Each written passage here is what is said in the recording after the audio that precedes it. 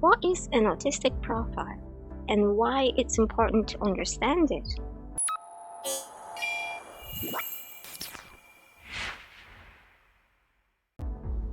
Hello and welcome to Autistic Perspective. My name is Anne Maroon. Today I'll talk about autistic profile. It is a term that explains the nature of autism by assigning an individual scale to each category it examines.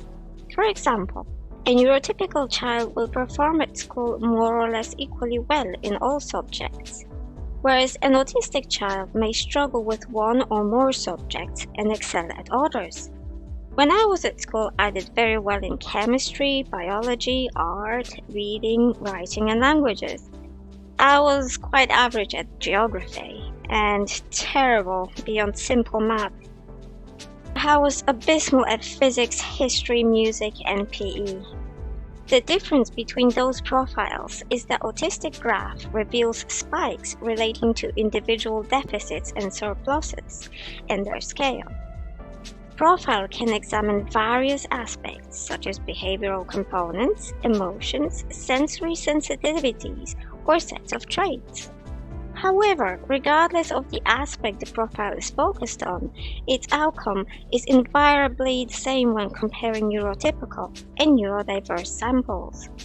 The neurotypical profile will always be more or less linear, while autistic profile will always have spikes. The lack of understanding what the autistic profile is leads to people expecting that an autistic person could and should perform equally well in all disciplines, like school, work, and social interactions, and to frustration that telling them to try harder is not getting the desired results.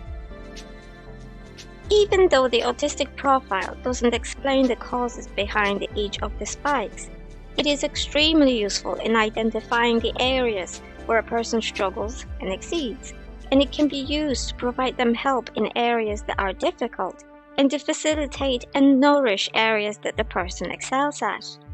Additionally, each autistic person will have a unique profile. Let me demonstrate. Here is a graph generated based on my answers to the test that screens for signs of autism. You can find the link in the description below.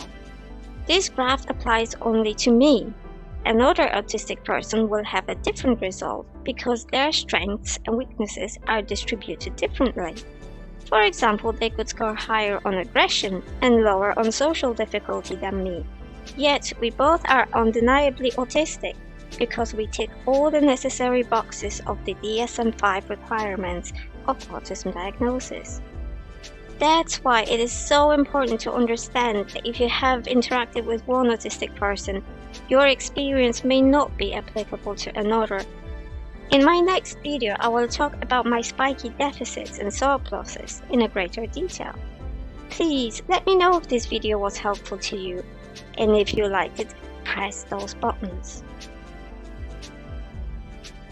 In the meantime, if you have any questions, comments, or suggestions, please leave them in the comment section below.